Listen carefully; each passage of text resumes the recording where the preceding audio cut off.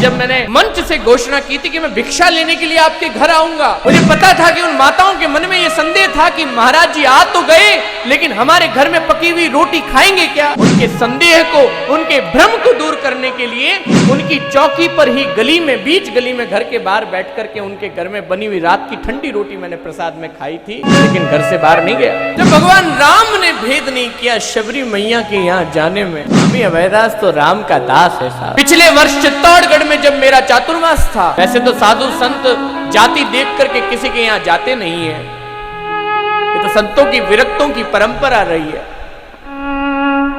लेकिन पिछले वर्ष चित्तौड़गढ़ में चातुर्मास के दौरान प्रतिदिन 15-20 हजार लोग कथा भी सुनते थे।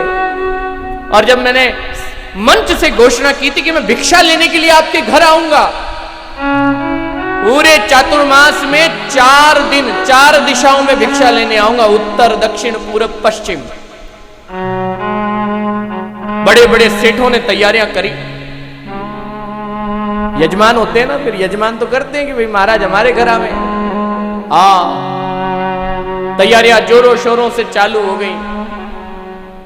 और जब मैंने घोषणा की मंच से कि पहली भिक्षा मैं हरिजन बस्ती से लूंगा, तब सब आश्चर्य में पड़ गए कि महाराज हरिजन समाज के घर जाएंगे भिक्षा लेने के लिए।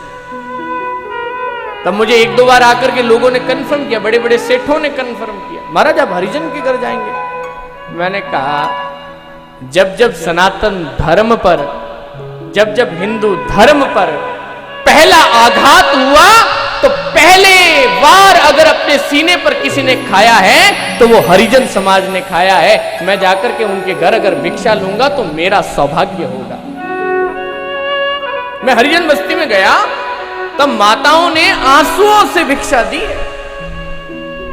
कहा कि चित्तौड़गढ़ की हरिजन बस्ती में महाराज जी इतिहास गवाह कि पहली बार कोई साधु आकर के भिक्षा ले रहा है। हमने तो जीते जी कभी नहीं देखा कि कोई साधु आकर हमारे घर के बाहर आकर के रोटी मांगता है। और वापस 5 घर से ही भिक्षा लेता और बताता नहीं हूं किसके घर आऊंगा। जो जैसा बना है, ठंडी बनी है तो ठंडी रोटी लूंगा। नियम है ना शास्त्रों में कि साधु 5 घर में भिक्षा लेता है, तब क्या करता है? गौदूहन समय, गौ माता को दूहने में जितना समय लगता है उतनी देर घर के बाहर खड़ा रहता है। उतनी देर में भिक्षा मिली तब तो बाबा जी ने ले ली, नहीं तो सीताराम अगले घर रवाना हो जाते। इसलिए 5 घर में भिक्षा ली जाती कि 5 में से 3 घर में तो मिल ही जाती। आपको बता करके मुझे बड़ा ये दुख की बात है, मुझे दुख हो रहा है ये कह करके कि जब मैं गया वहां हरिजन बस्ती में, तब उन माताओं ने आटा, दाल, नमक, मिर्ची, भोजन पका करके नहीं दिया, सीधा ला करके दे दिया। मैंने कहा कि ऐसा क्यों कर रही हैं आप, आपके घर में रोटी नहीं बनी है क्या? तब कहती है महाराज हमारे घर की रोटी क्या पता आप खाओ ना खाओ, इसलिए हम तो सीधा लेकर के आई हैं। मैंने कहा ना तो मुझे आपका आटा चाहिए, ना मुझे आपकी दाल चाहिए, और हम ठहरे बाबा जी, हम तो मूंड मुंडाए बने सन्यासी, हम तो सीधी रोटी खाने वाले, हमको आप आटा सीधा क्यों दे रही हैं? मुझे पता था कि उन माताओं के मन में यह संदेह था कि महाराज जी आ तो गए, लेकिन हमारे घर में पकी हुई रोटी खाएंगे क्या।